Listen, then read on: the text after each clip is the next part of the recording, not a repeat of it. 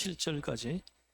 내가 사람의 방언과 천사의 말을 할지라도 사랑이 없으면 소리나는 구리와 울리는 꽹과리가 되고,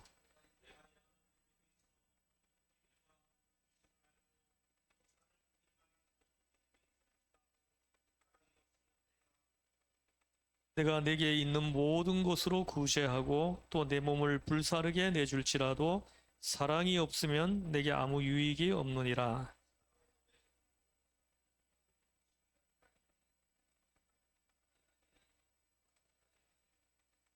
무례히 행하지 아니하며 자기의 유익을 구하지 아니하며 성내지 아니하며 악한 것을 생각하지 아니하며 모든 것을 참으며 모든 것을 믿으며 모든 것을 바라며 모든 것을 견디느니라. 아멘.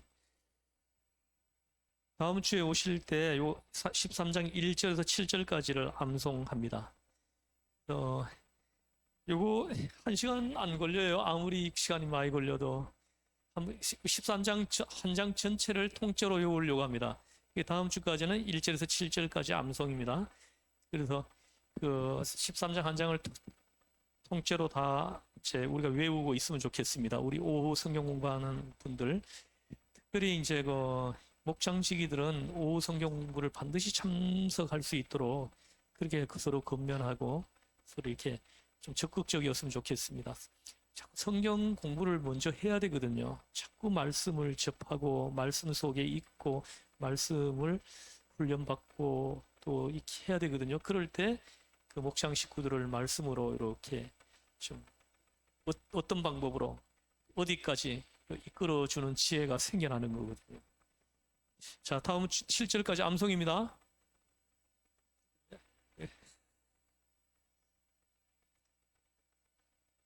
이거 13절까지밖에 없어요.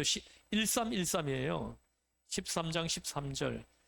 한 장 통째로 외우죠. 13장 성경 공부 끝나는 시간까지 통째로 외우는 겁니다. 다음 주까지는 7절까지 암송합니다. 저도 다 암송을 합니다. 제가 다 암송했었는데 다시 하려고 하니까 또 자꾸 헷갈려요. 그래야 이번 기회에 다시 한번 확실하게 또 암송하려고 합니다. 암송하는 겁니다. 대사 좀 크게 하세요. 다 암송합니다. 왜 하는 사람이 있고 안 하는 사람이 있고 다 합니다. 아멘. 됐어요.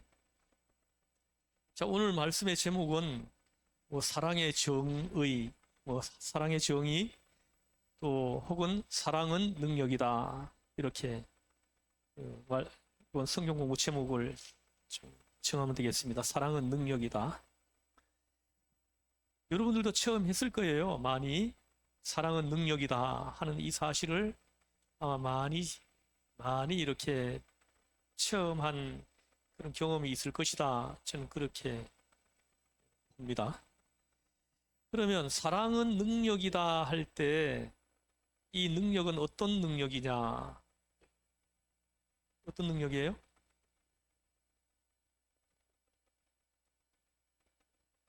오늘 본문에 나오잖아요. 오래 참게 하는 능력입니다. 첫 번째가 사랑은 능력인데 어떤 능력이냐? 첫 번째는 오래 참게 하는 능력이라는 거죠. 이 오랫동안 참게 하게 하는 것이 뭐냐? 사랑이라는 거예요. 사랑이.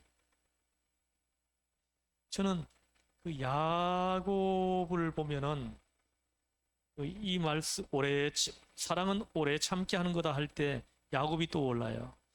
야곱은 라헬이라는 한 여인을 아내로 맞이하기 위해 가지고 무려 14년 동안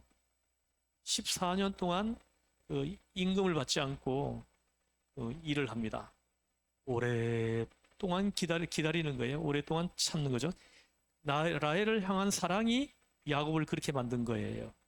무슨 말씀인지 이해하시죠? 이 사랑에는 인내의 힘이 있다는 거예요. 인내하게 만들어주는 힘이 있다는 거죠. 사랑하면은 잘 참습니다. 그리스도인들은 이 사랑의 은사를 받아야 돼요. 12장 마지막 절, 12장 31절에서 너희는 더욱 큰 은사를 사모하라. 내가 또한 가장 좋은 길을 너희에게 보이리라. 이렇게 했습니다. 더욱 큰 은사를 사모하라 하면서 13장으로 넘어가는 거예요. 여기서 더욱 큰 은사가 뭐라고요? 사랑입니다. 사랑. 이 사랑이 모든 은사들 중에 가장 큰 은사라는 거예요. 가장 꼴찌로 언급하는 은사가 뭐예요? 방언의 은사입니다. 12장에서 언급하는 은사들 중에 마지막으로 언급하는 은사가 방언이에요. 그래서 사도 바울이 더욱 큰 은사를 사모하라 할 때 여기서 더욱 큰 은사는 사랑이다. 이 더욱 큰 은사인 사랑을 우리가 사랑이라는 은사를 우리가 받게 되면은 내가 또한 가장 좋은 길을 너희에게 보이리라. 그때부터 하나님이 이렇게 이끌어가는 길이 보인다는 거예요. 그때부터 하나님께서 나에게 원하시는, 나를 통해서 이루시려고 하는 하나님의 어떤 뜻, 하나님이 원하시는 거, 이거가 보이고 그걸 이루어 드리려고 그때부터 내가 행동하기 시작을 한다는 거죠. 매우 중요한 부분입니다. 그래서 우리가 받은 은사 중에 이 사랑의 은사가 없으면은 그 1절에 보면 내가 사람의 방언과 천사의 말을 할지라도 사랑이 없으면 소리나는 구리와 울리는 꽹과리가 되고 합니다. 이 사랑이 없으면 아무것도 아니라는 거죠. 그래서 우리가 뭘 할 때 사랑이 바탕이 되어 가지고 나오는 거여야 의미가 있어진다는 거죠. 사랑이 바탕이 되어 있지 않는 것들은 대부분이 뭐 조건적인 거고 뭐 이렇게 계산적인 거고 막 이런 것들이죠. 그죠? 그래서 사랑이 바탕되어 있지 않으면 자꾸 계산합니다. 그래서 불행의 씨앗을 심게 되는 거죠. 요즘 이렇게 젊은 사람들 이렇게 결혼할 때 보면은 이렇게 계산을 하더라고요. 너는 집을 마련해라. 나는 혼수해 가겠다. 너는 또 뭐 해라. 나는 또 뭐 하겠다. 이렇게 딱딱딱딱 이렇게 해가지고 계산을 해가지고 어느 한쪽이 더 많이 하고 더 적게 하지 않게 거의 비슷하게 하자 하면서 막 계산을 하더라고요. 요즘 젊은 사람들이. 그러니까는 그것은요 사랑이 바탕이 되어 있지 않는 거예요. 이런 사람들은요 절대 이제 부자와 가난한 사람이 결혼할 수 없어요. 안 됩니다. 이 사랑은 부자와 가난한 사람이 결혼을 하게 만들어주고요. 이 사랑은 배운 사람과 못 배운 사람이 결혼을 하게 만들어주고, 예? 이런 이제 그 능력이 바로 사랑이라는 거죠. 사랑. 이 사랑이 없으면 참을 수가 없습니다. 사람이 경박해져요. 조금도 참아주질 않습니다. 이거 보십시오. 사랑은 오래 참고 합니다. 그래서 사랑의 정의를 내리는데 첫 번째가 오래 참아주는 거라는 거죠. 이 사랑을 헬라어로는 마크로두메이라고 합니다. 사랑은 오래 참고.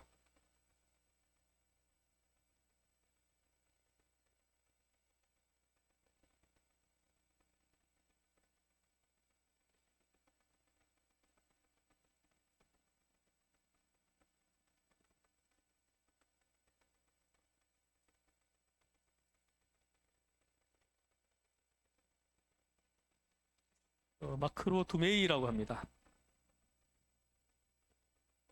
긴 고통을 말합니다. 그래서 이 오래 참는다는 것은 긴 고통을 수반하게 되어 있거든요. 긴 고통, 이게 오래 참는 거예요. 그래서 이 사랑이 수반되지 않으면은 절대로 오래 참아주지 못한다는 거예요. 왜냐하면 긴 고통이 오래 참는 거예요. 불평 없는 인내입니다. 불평 없는 인내. 요즘은 뭐 조금만 내가 손해를 보면은 온갖 원망을 다 하고 온갖 불평 다 하고 부정적인 말을 쏟아내고 하잖아요. 그죠? 이런 사람들하고는 가능하면 말을 섞지 마세요. 이 말을 섞으면은 틀림없이 내가 어두워집니다. 영적으로 어두워지고 힘들어져요. 그래서 어떤 상황에서도 긍정적이고 감사의 말을 하고 하나님을 찬양하는 사람, 이런 사람과 동행을 해야 돼요. 이런 사람과 동행하면 내가 그 사람에게 물이 들어서 나도 감사하는 사람이 되는 거죠. 내가 감사하는 사람이 되면은 그 놀라운 일들이 그때부터 일어납니다. 내 인생에 놀라운 일들이 일어나기 시작을 합니다. 불평 없이 잘 견디는 것, 불평 없는 인내, 오래 견디는 것, 오래 참는 것, 이것이 뭐예요? 사랑입니다. 사랑이 그렇게 만든다는 거예요, 사람을. 사랑은 오래 견디는 것입니다. 무슨 힘으로요? 사랑하기 때문에 오래 견딥니다. 어떤 부잣집 딸이 한 총각을 만나가지고 연애를 하게 되었는데요. 서로 결혼을 하기로 약속을 했습니다. 그런데 그 총각이 군대에 입대하게 되었습니다. 전쟁 중에 입대를 하게 됐어요. 전쟁이 끝나고 이제 그 복무를 마치고 이제 돌아왔습니다. 근데 그동안에 이 부잣집 딸네 집안에서는 딸 보고는 그 사람 죽었으니까 빨리 다른 사람하고 결혼하라고, 딴 사람한테 시집 가라고 막 핍박을 했습니다. 이 딸이 어려움이 참 많았습니다. 그것도 그렇고 입대해가지고 편지 딱 2번 보내고는 편지도 끊어지고 어떤 소식도 없었거든요. 그래서 죽었다고 생각을 한 거죠. 그러니까 다른 사람한테 시집을 가라고 가족들은 그렇게 계속해서 닥달을 했습니다. 그럼에도 불구하고 이 딸은 끝까지 견디고 버티다가 3년 후에 그 총각을 다시 만나게 되었다는 것입니다. 그래서 다시 만난 총각이 그간의 사정 이야기를 듣고 어떻게 그 어려움을 다 참고 견딜 수 있었느냐 하고 교자는 그 딸에게 이렇게 물어봤습니다. 그때 처녀가 이제 대답을 합니다. 다 낡아진 편지 2장을 내어놓더랍니다. 입대하자마자 보내었던 편지 2통, 그걸 이 처녀가 내보이더라는 거예요. 보여주더라는 거죠. 당신이 군에 가서 처음으로 2번 편지를 보내더니 다시는 편지가 없었다. 편지가 없어서 죽은 줄 알았다. 그런데 그 편지에 뭐라고 쓰여 있었는고 하니 꼭 돌아가서 너와 결혼할 것이다. 이렇게 적어놨다는 거예요. 편지 말미에 내가 꼭 돌아가서 너와 결혼하겠다. 그래서 이 처녀가 그 총각이 그 말미에 적어놓은 그 말, 내가 꼭 돌아가서 너와 결혼하겠다. 그 약속을 믿고 사랑하기 때문에 모든 걸 견디었다. 이렇게 말을 했다는 거예요.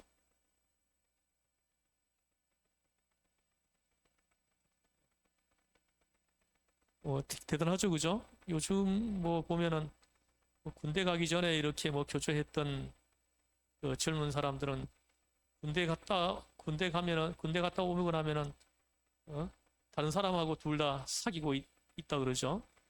그러니까 이제 어떤 약속에 대한 어떤 이제 중요성을 잘 이해하지 못하는 것 같아요. 요즘 젊은 사람들.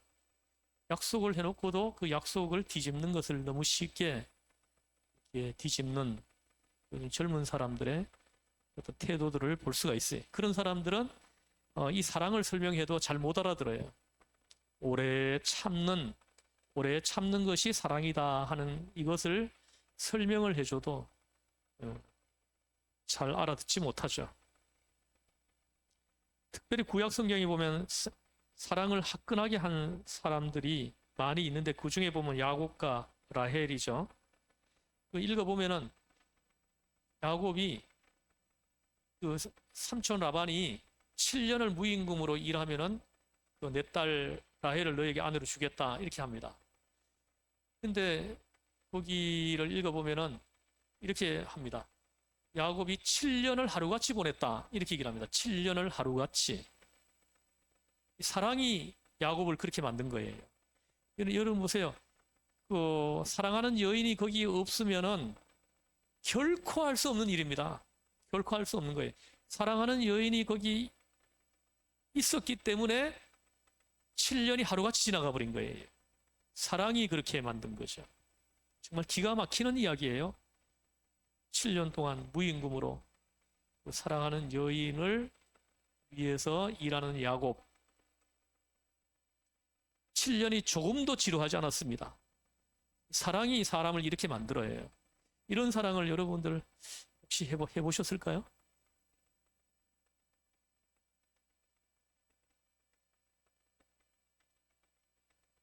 아무도 이렇게 반응이 없어요. 정말로 이 젊은 시절로 20, 20살로 다시 돌아갈 수만 있다면 이런 사랑을 한번 해보고 싶은 정말 저는 저에게 20대는 없었어요. 죽을 고생만 한 생각밖에 없어요. 죽을 고생한 일들밖에 생각이 안 나요. 제가 20살로 다시 돌아간다면은 정말 아름다운 사랑을 한번 해보고 싶은 것이 저의 욕심이에요. 저희 아내를 20살 때 만났다면은 정말 예쁜 사랑을 한번 해봤을 것 같은데 예?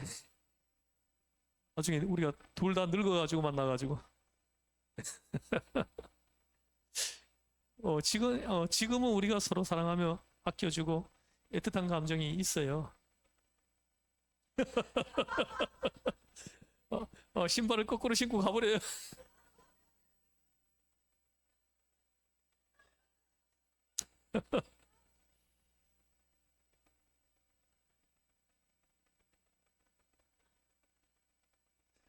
그런 경험이 있는가 보네요.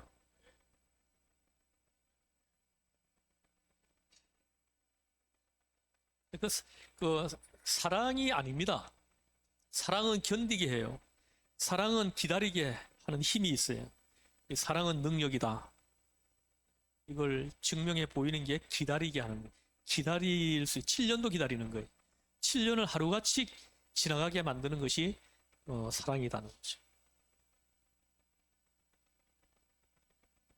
정말 7년을 조금도 지루하지 않게 보냈다는 거.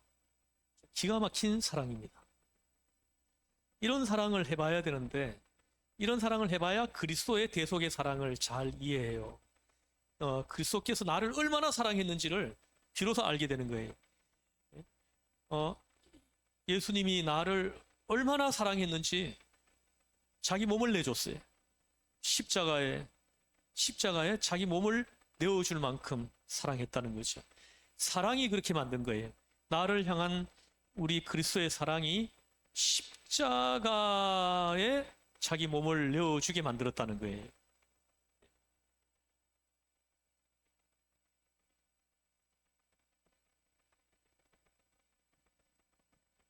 사랑의 힘입니다. 사랑의 능력이 거기에 있는 것입니다. 사랑이 참게 하는 거예요. 사랑하면 내가 당하는 고통의 의미를 비로소 알게 되고 보입니다. 그리고 사랑은 엄청난 지혜를 우리에게 줘요. 또 사랑하게 되면 사랑하는 자를 위한 사랑 때문에 내가 지금 당하는 고통을 이걸 즐기게 한다는 거죠. 생각해 보세요. 야곱이 7년 동안 임금을 받지 않습니다. 우리가 일을 하면 월급이 착 들어와야 재미가 있죠. 그죠? 일하는 게. 근데 월급이 하나도 들어오지 않는 상태에서 7년 동안 이 보내는 것은 이거는 결코 할 수 없는 일이에요. 근데 사랑이 그 고통을 즐기게 했다는 거죠. 즐거워하게 했다는 거예요. 그 고통이 힘들지 않았습니다. 여러분들이 제가 올 3주 동안 전도 대상자를 좀 적어내십시오 하고 제가 이렇게 그 건면을 했습니다. 근데 아직도 이렇게 안 적어내신 분들이 있어요.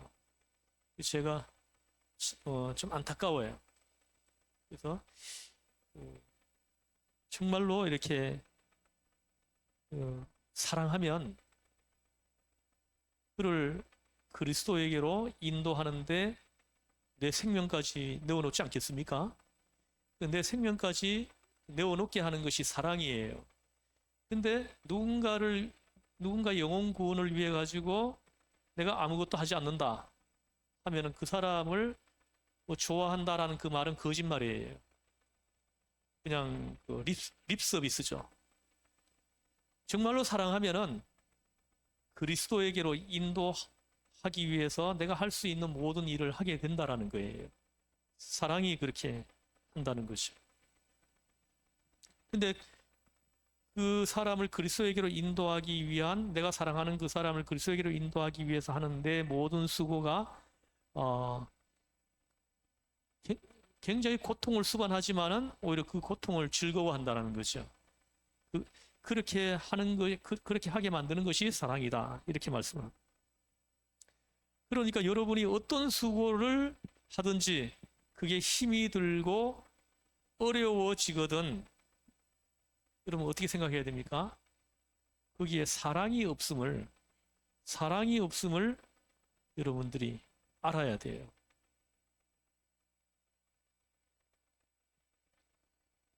여러분들이 뭐 남편을 위해서, 자녀를 위해서, 혹은 뭐 직장에서, 직장 생활에서 어떤 수고를 할 때에 그게 힘이 들면, 내가 하는 그 수고가 힘이 들고 어려워진다 하면은 거기에 사랑이 없다 하는 걸 요걸 알면 됩니다. 사랑이 없기 때문에 나타나는 현상이에요.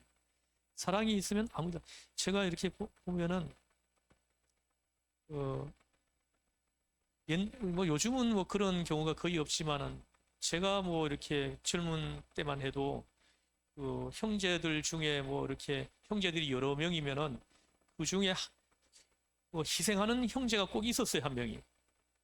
그래가지고 뭐 첫째가 되든 뭐 둘째가 되든 희생해가지고 형제들을 공부를 다 시키는 거예요. 자기는 희생하면서. 자기는 초등학교만 졸업하고 직장 다니면서 형제들이 공부할 수 있도록 등록금을 다 대주는 거예요. 이게 어떻게 가능해요, 이게? 사랑이 이걸 가능하게 하는 거예요. 그러면서도 자기가 한 그 수고를 내세우지 않습니다. 그게 사랑이 그렇게 하는 거예요. 요즘은 그렇게 하는 형제들이 찾기가 참 어려울걸요?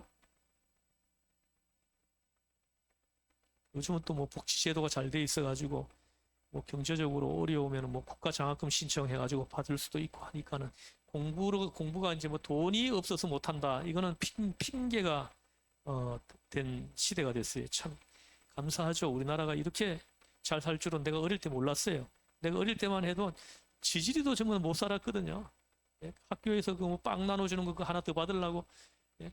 그 화장실 청소하면은 빵 하나 더 준다 그래가지고 그 화장실 청소하기 막혀가지고 그냥 이게 막 그득히 이렇게 소변이 고여 있는데 그걸 뚫느라고 팔 걷어 올려 맨손으로 손을 집어넣어가지고 뚫고 막 그래 빵 하나 더 얻어 먹으려고 그랬었는데 지금은 지금 그렇게 하면 아동 학대가 돼 버립니다. 아동 학대가 돼가지고 뭐 교육청 신고 들어가고 막 이렇게 되는 시대가 이렇게 바뀌어 버렸어요.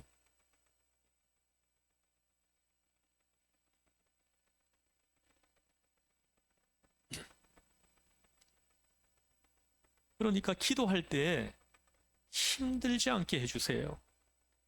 어떻게 해주세요? 할 것이 아니라 마땅히 우리는 이렇게 기도해야 합니다. 하나님, 나에게 사랑의 힘을 주세요. 사랑의 힘을 주세요. 참 사랑의 마음을 주시옵소서. 이렇게 기도해야 됩니다. 참 사랑을 하게 되면 그쯤 참는 것은 아무 문제가 없으니까 그래요. 사랑이 없기 때문에 다 힘드는 거예요.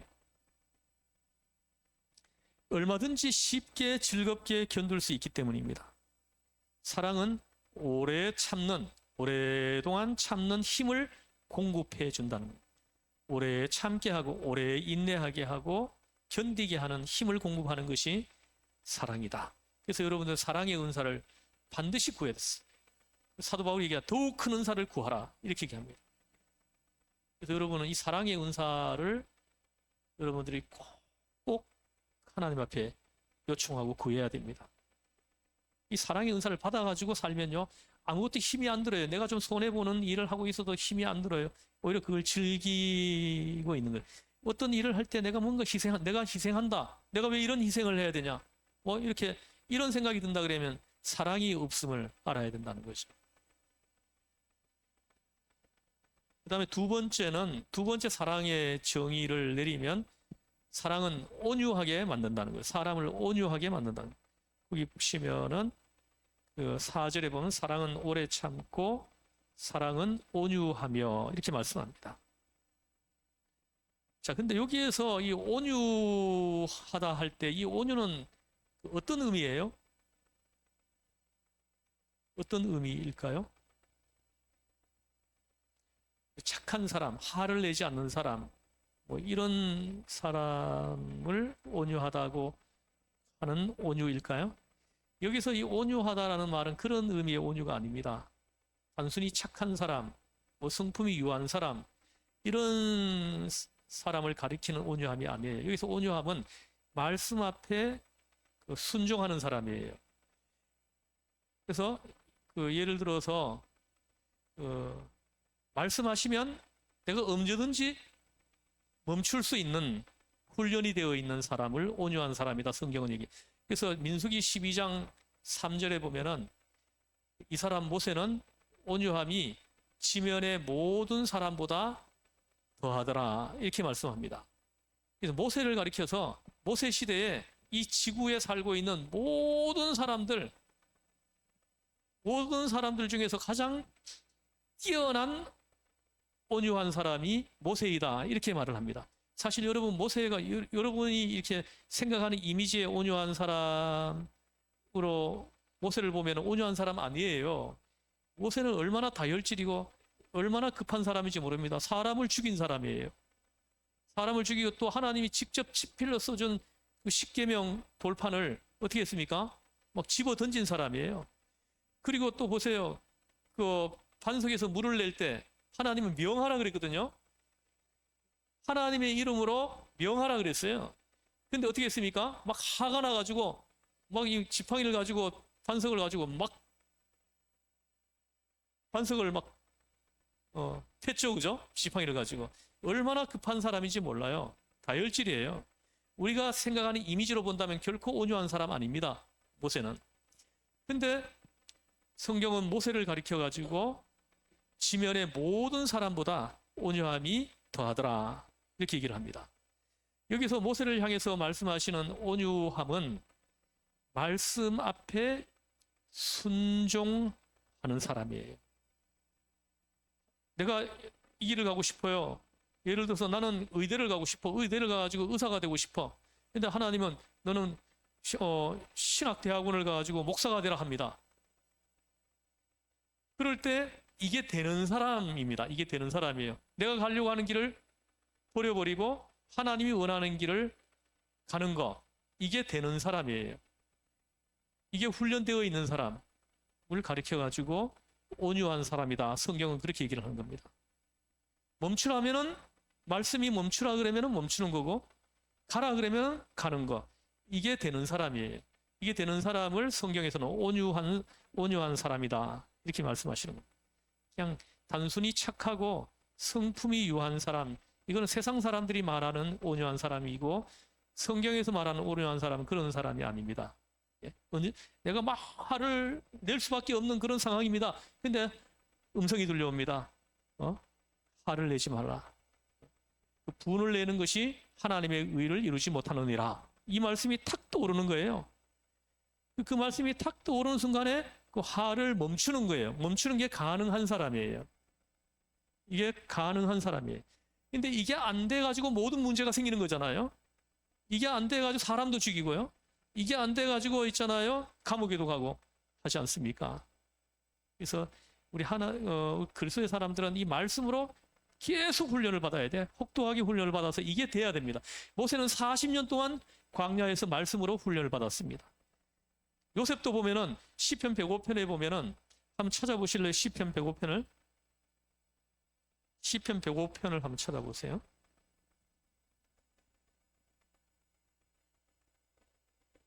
(17절부터)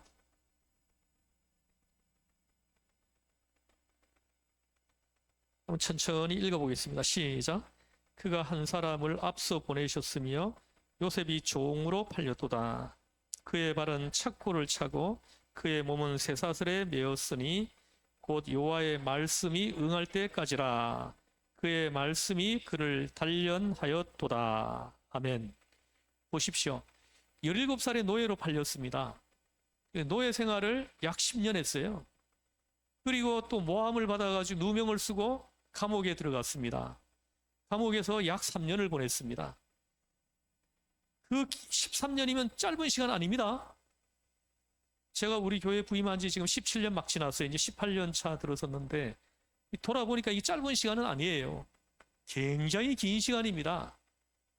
근데 그 노예로 생활을 하게 되면 시간이 더 길게 느껴져요. 그냥 내가 사랑하는 사람하고 함께 보내면 1년이 하루같이 지나가지만은 내가 노예로 있으면서 하루를 보내면요, 하루가 1년같이 느껴지는 겁니다. 시간이 모든 사람들에게 똑같이 적용되는 거 아니에요. 아니면 모든 사람들에게 시간이 달라요. 어떤 사람에게는 하루가 1시간 같이도 느껴지고, 어떤 사람은 그 하루가 1년같이 느껴지는 그 사람들도 있어요. 그래서 여기서 여호와의 말씀이 응할 때까지라. 그의 말씀이 그를 단련하였도다. 보세요. 하나님은 요셉에게 꿈을 통해 가지고 말씀하셨어요.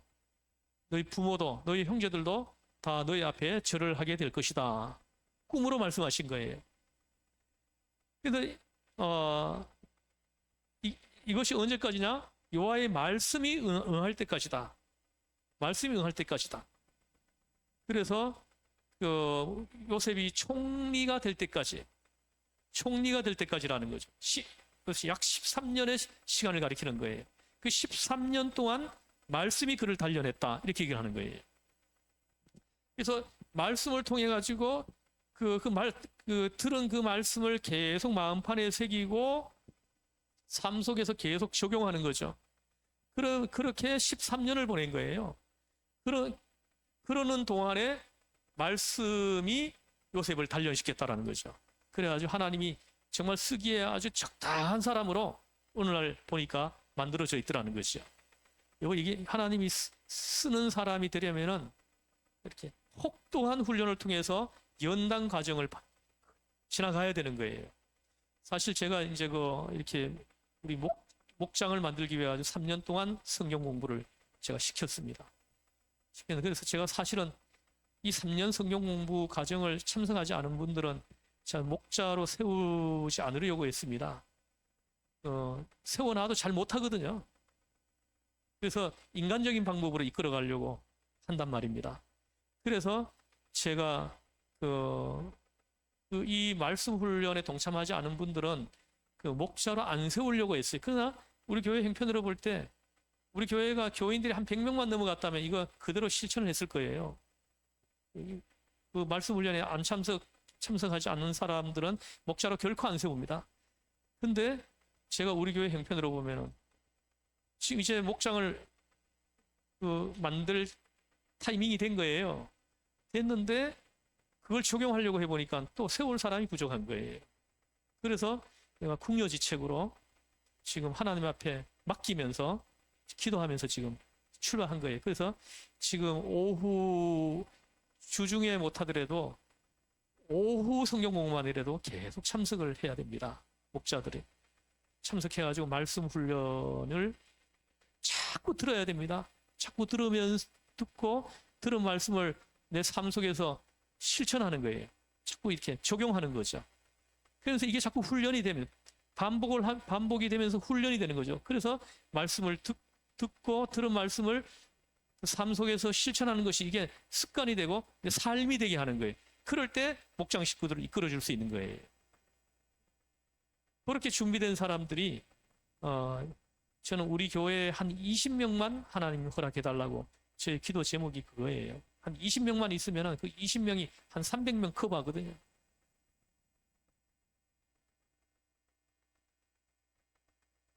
그래서 지금 오후 성경 공부 안 참석하면은 내년에 뭐 목장을 다시 이렇게 늘리더라도 목자로, 부목자로는 세우더라도 목자로는 안 세울 거예요. 그래서 이거는 제가 이제 약속을 해야 돼요. 그래가지고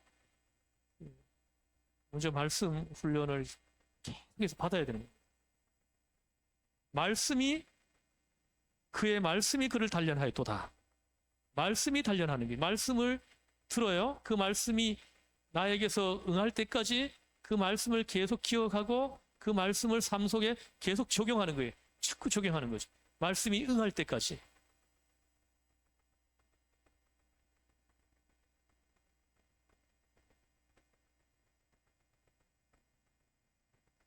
그래서 우리가 기도할 때 하나님 나에게 사랑의 힘을 주세요.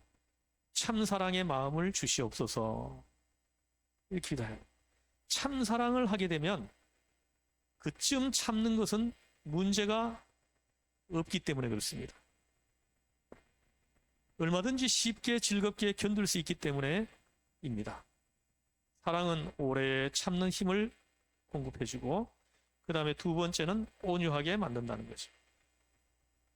그래서 아주 교만한 사람도 교만하게 만드는 것이 사랑입니다.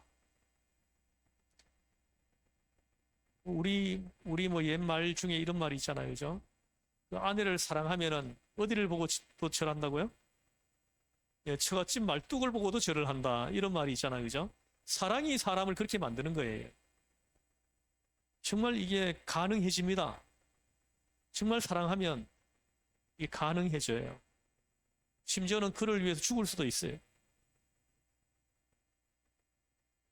하나님이 나를 향한 사랑이 바로 그런 사랑이에요. 너무 사랑하셔서 아들까지 내어준 거예요. 그 아들을 십자가에 손과 발에 목을 박아가지고 죽이시기까지, 피 흘려 죽이시기까지 나를 사랑했다는 거죠. 그 사랑을 내가 받았어요. 근데도 불구하고 그 사랑을 이해하지 못하고 그 사랑을 받아들이지 않으니까 예수님은 짝사랑을 하는 거죠. 짝사랑. 자기 몸을 내어주기까지 사랑했는데도 그 사랑을 감지하지 못하는 이런 사람들이 많다는 거죠. 사랑을 하게 되면 온유하게 되고 자기를 다스리는 힘이 생깁니다. 하나님 말씀 앞에서 언제든지 멈출 수 있고 언제든지 멈췄다가도 갈 수 있고 자기를 다스리는 힘이 생기게 합니다. 보십시오. 자기를 다스리는 데 있어서 이성에 의해서 다스리고 합리성에 의해서 이치에 맞도록 이치를 따라서 자기를 다스리는 사람이 있어요. 이런 사람을 가리켜가지고 우리는 어떻게 불러요? 이런 사람을 다시 한번 얘기해 볼게요. 자기를 다스리는 데 있어서 이성에 의해서 다스리고 합리성에 의해서 이치에 맞도록 이치를 따라서 자기를 다스리는 사람들이 있어요. 이런 사람을 가리켜서 우리는 어떤 사람이라고 부르죠? 이런 사람을 가리켜가지고 우리는 지성인이라고 합니다. 지성인이라고 부릅니다. 모든 것을 합리적으로 생각을 합니다. 그리고 양심과 도덕성에 의해서 자기를 다스린다면은 여러분 보세요. 양심과 도덕성에 의해 가지고 자기를 다스린다면은 그 사람은 덕 있는 사람이라고 합니다. 덕이 있는 사람이라고 합니다. 양심에 걸리면 안 하는 거예요. 이런 사람을 덕이 있는 사람이라고 해요. 요즘은 이 덕 있는 사람을 찾아보기가 참 어려워지죠. 자기 의지가 강해서 의지력으로 자기를 다스리는 사람이 또 있어요. 이런 사람을 뭐라고 합니까? 위인이라고 합니다. 위인. 그리고 오직 그리스도께로부터 받은 사랑에 감격해가지고 사랑으로 내 마음을 다스리는 사람이 있어요. 이런 사람을 뭐라고 합니까? 그리스도인이라고 합니다. 그리스도인이에요. 나를 향해 베풀어 주신 하나님의 그 큰 대속의 사랑을 내가 어느 날 깨달았습니다. 그 사랑을 깨닫고 나니까 나도 모르게 눈물이 나는 거예요. 우리 장로님 찬양 인도할 때 보면은 가끔씩 이렇게 눈물이 눈에 글썽글썽 하는 걸 봐요. 찬양하면서 하나님의 사랑을 느끼는 거죠. 그러니까 나도 모르게 눈물이 맺히는 거예요. 눈물이 눈에 맺힙니다.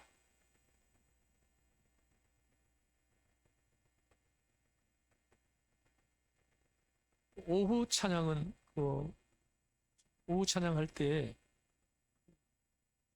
청년들이 하고 있는데 빠질 때는 조 집사님이나 김은영 권사님 같이 오후에 같이 좀 해주시면 좋겠어요. 그래가지고 찬양이 좀 뜨거워지도록 찬양하면서 우리가 이렇게 제3의 은혜, 구원의 은혜를 찬양 한 곡이요. 어떤 사람에게는 설교 100편보다도 더 큰 능력이 나타나게 합니다. 찬양할 때 하나님의 성령이 역사하시거든요.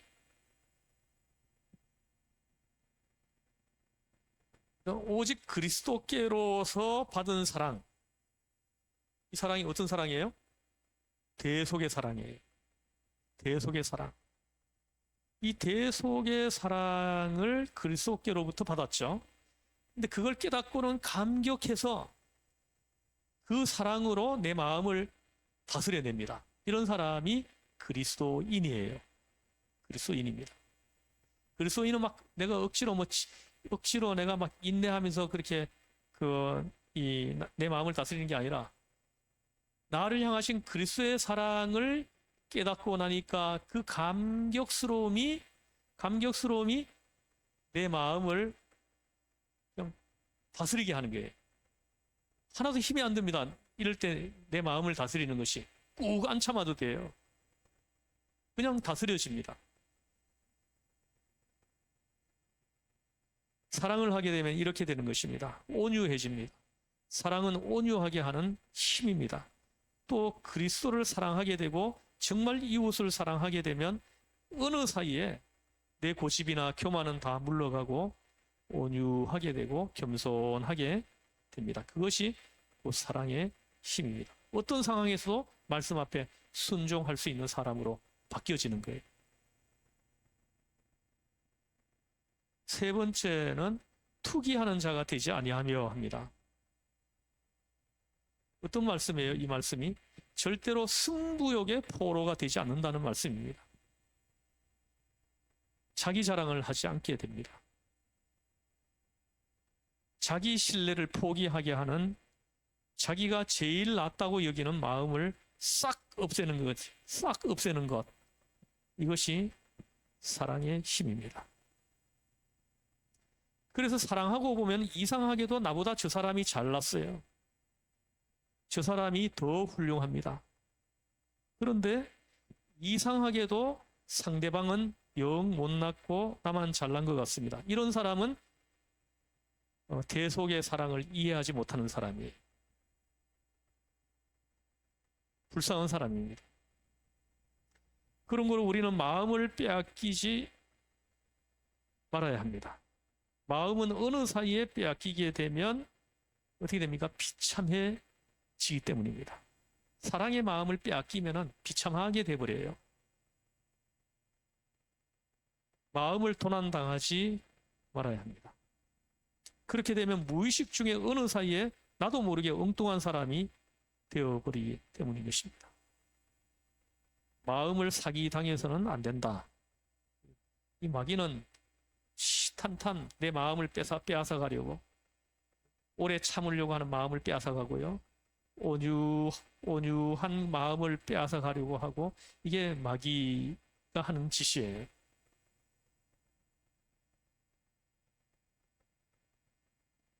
스스로 자기가 자기에게 속는 어리석음에 빠져서는 안 된다 하는 것입니다. 투기하고 질투하는 마음.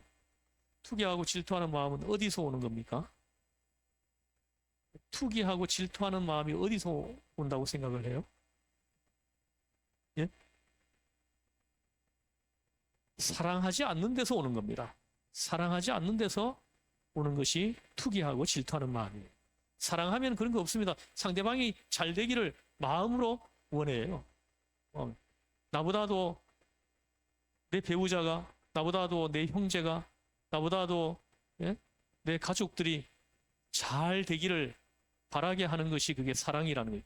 사랑이 없기 때문에 질투하고 투기하는 거예요. 그 다음에 네 번째는 무례히 행치 아니합니다. 무례히. 자, 첫 번째는 뭐예요? 오래 참고. 두 번째는 온유하게 하고, 세 번째는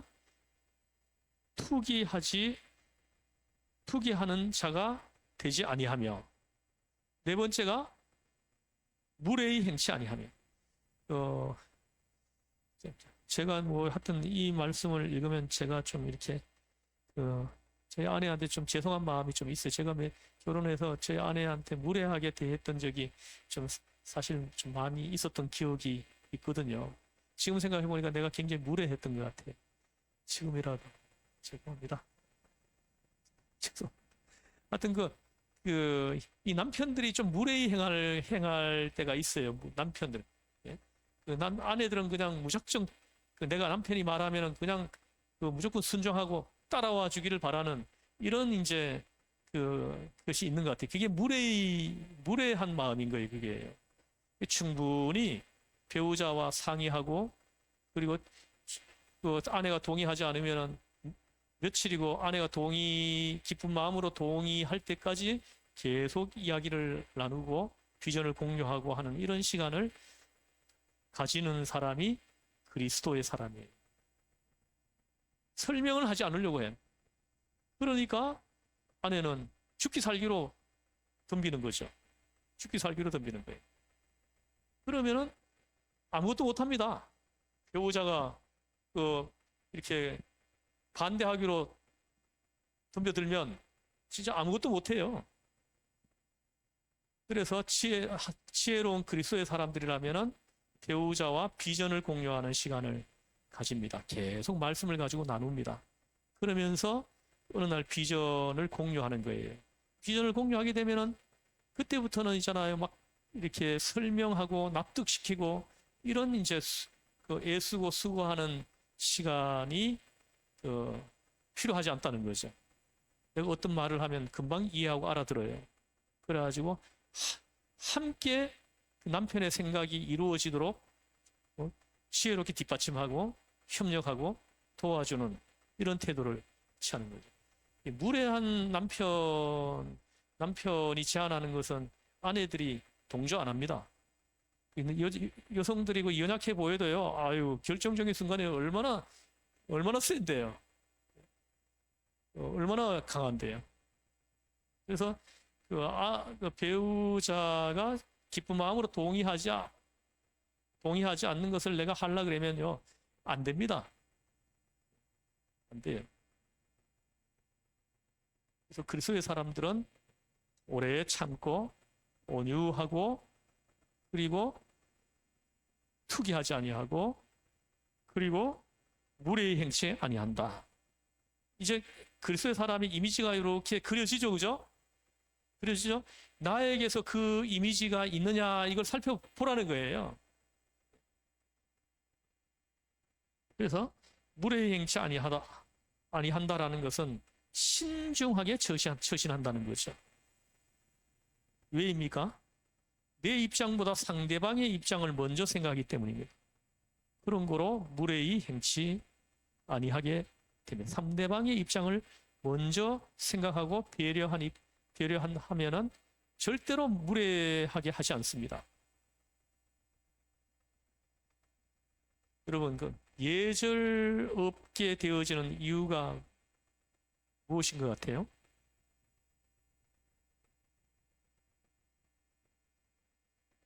예절 없게 되어지는 이유가 무엇인 것 같아요? 나에게 내가 나를 한번 생각해 다른 사람 자꾸 떠올리지 말고요. 나를 한번 떠올려 보세요. 내가 그 예절없게 되어지는 때가 어느 때인 것 같아요? 내가 누군가를 향해서 막 무례히 행하고 있을 때가 어느 때인 것 같아요? 예? 상대방이 나를 무시할 때 예, 나도 그냥 무례하게 되어버린다는 그렇게 되죠. 됩니다. 좀 얘기해봐요. 예? 내가 예절없게 되어지는 때가 어느 때인 것 같아요? 누군가를 향해 가지고 예절없게 되어지는 때가 있죠, 그죠? 있어요, 그럴 때가. 그럴 때가 어느 때냐? 방금 우리 집사님 같은 경우에 상대방이 나를 어떻게 해요? 나를 무시한다라고 생각이 되어질 때 맞습니다. 한번 얘기해 보시죠. 어느 때인 것 같아요? 제가 볼 때는 아무 생각 없이 사랑하는 마음 없이 불쑥 말을 해버릴 때, 그럴 때 상대방이 기분 좋을런지 나쁠런지 개의치 않을 때, 그때 나오는 대로 말해버린다는 것이요. 사랑은 결코 무례히 행하지 않는다라는 거. 이것이 성경 말씀이에요. 지금부터라도 이 말씀을 마음판에 새기고 누군가에게 무례히 행하는 이런 나의 모습을 보지 않게 해달라고 하나님 앞에 기도하기를 바랍니다. 사람들이 나를 향해 있는 사람들이 나를 통해서 그리스도를 봐야 돼요. 나에게서 그리스도를 보고 너가 믿는 예수님 나도 영접하겠다. 이렇게 되도록 해야 된다는 거죠. 다섯 번째는 또 사랑하면은 자기 유익을 구하지 않는다. 이렇게 얘기합니다. 참 쉽지 않아요. 내 유익을 구하지 않는다. 이거는 정말 쉬운 게 아니에요. 근데 사랑이 이게 가능하게 만든다는 거죠. 사랑이. 왜입니까? 사랑하면 다 포기해버리니까. 여러분 보세요. 두 젊은 남녀가 이렇게 너무너무 사랑했어요. 너무 사랑했는데 예를 한 사람 사례를 하나 들어보면은 내가 한 자매가 너무너무 사랑하는 형제가 선교사의 비전을 갖고 있는 거예요. 선교사의 비전을. 근데 이 자매는 의대를 다니고 의사가 되는 것이 꿈이에요. 꿈입니다. 그런데 그럴 때에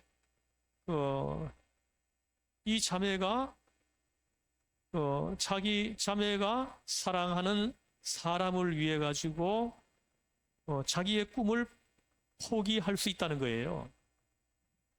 자기의 꿈이 포기가 되어지지 않는다라면은 이 사람을 사랑한다라는 것은 사실은 거짓인 거예요. 자기의 것을 포기하게 만드는 것이 이게 사랑입니다. 네가 포기하라. 이렇게 된다면은 그 바탕에는 사랑이 아니고 조건적인 사랑인 거죠. 조건적인 사랑이에요. 내 것을 포기하게 만드는 것이 사랑이라는 거죠. 자기 유익을 구하지 않는다. 그 다음에 또 사랑은 성내지 아니하며 합니다. 이 말씀을 이렇게 묵상할 때마다 제가 하나님 앞에 회개합니다. 제가 과거에 막 성을 많이 냈던 적이 있거든요. 잘 다스리지를 못해가지고. 제가 신학대학교 다닐 때 그 학교 직원이 학생들한테 막 반말을 계속하는 거예요. 반말을. 그래가지고 나한테도 반말을 하는 거예요. 이렇게 그 볼일을 보러 가면. 그 직원이 나보다 나이가 어렸었어요. 나는 34살에 들어갔거든요. 학부를. 들어갔는데 그 자매는 20대야. 20대 후반 됐는데 학생들한테 반말을 하는데 나한테도 반말을 하더라고요. 그래서 반말하지 마십시오 했어요. 그 반말하신 거에 대해서 사과하십시오 이렇게 했어요. 그랬더니 아무 말도 안 하고 사과를 하지 않더라고요. 그래 한 번 더 얘기를 했습니다. 사과하라고 했더니 아무 말도 안 하니. 그래서 제가 화를 불같이 내면서 그 교무처 문을 발로 쾅 차고 들어갔어요. 그랬더니 이 직원이 그냥 얼마나 잽싸게 그냥 도망을 치는지, 그래가지고 다른 직원들이 와 나를 꽉 껴안아가지고는 막 이쪽에 소파로 데리고 가가지고 앉혀놓고 차 타주고 이러면서 아유 좀 가라앉지 감다운. 예. 그래서 제가 그랬던 사람입니다. 제가 정말 불같은 사람이었었어요. 그래가지고 뭐 다 얘기하려면 시간이 많이 되는데, 여기 뭐 실천처 그 실천처장이 그 이렇게 좀 정직하지 않게 일 처리를 하는 거예요. 그 장학금 주는 문제를 가지고 자기가 임의로 바꾸고 막 이렇게 하는 걸 봤어요. 그래 내가 그걸 확인하고는 찾아갔죠. 제가 찾아가가지고 이렇게 정직하지 않게 바르게 이렇게 일 처리하지 않은 거에 대해서 사과하고 바르게 지금이라도 바르게 정정하라고 얘기를 했어요. 그랬더니 못한다고 하더라고요. 이미 결정되었기 때문에 안 된다고 그러더라고요. 그러냐고 하면서 내가 그 앞에 있는 책상을 가지고 확 들어가지고 확 엎어버렸어요. 난리가 났습니다 그때. 그래서 그때 옆에서 뭐 교수 회의가 있었는데 막 구당탕탕 소리가 나니까 막 교수 다 나와가지고는 무슨 일이냐. 나는 요일히 그냥 걸어서 나갔죠. 내가 잘못했으면 있잖아요. 바로 이렇게 퇴학당하죠. 근데 실천처가 분명히 잘못했거든요. 그러니까는 조용하게 넘어가더라고. 넘어갔어요. 그리고 교수님 한 분이 나를 부르더라고요. 개인적으로 불러가지고 아주 잘했다고 막 이렇게 또 얘기하더라고요. 그래가지고 그 실천처장을 교수들이 다 싫어한대. 다 싫어하는데 내가 이게 대신 해줬다고 그러시더라고요. 그러나 어쨌든 성경적으로 본다면 내가 잘못한 거예요.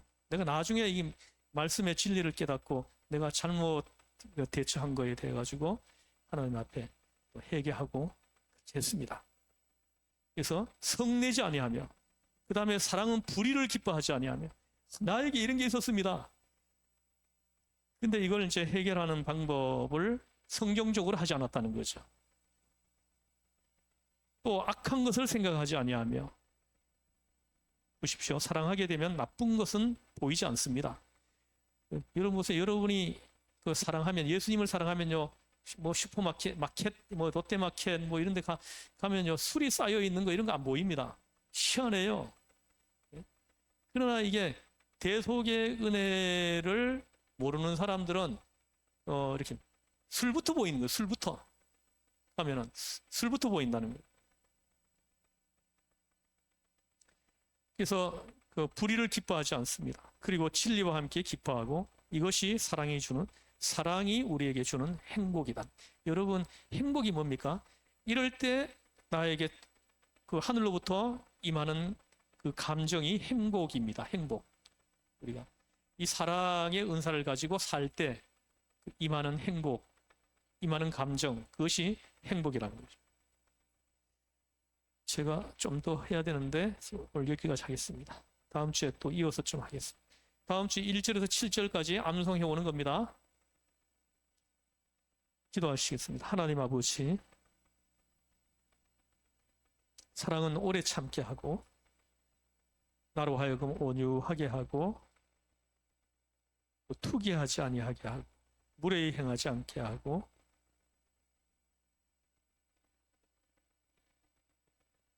또 자기 유익을 구하지 않고, 성내지 아니하며, 불의를 기뻐하지 아니하며, 악한 것을 생각하지 아니하며,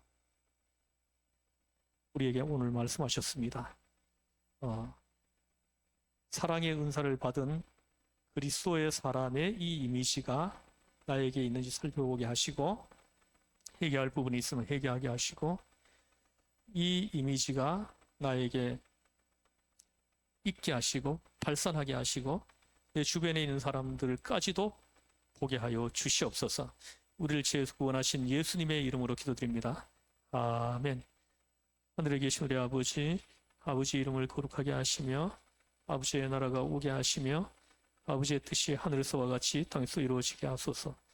오늘 우리에게 일용할 식을 주시고 우리가 우리에게 잘못한 사람을 용서하여 준 것 같이 우리 죄를 용서하여 주시고 우리를 시험에 빠지지 않게 하시고 악에서 구하옵소서. 나라와 권능과 영광이 영원히 아버지의 것입니다. 아멘.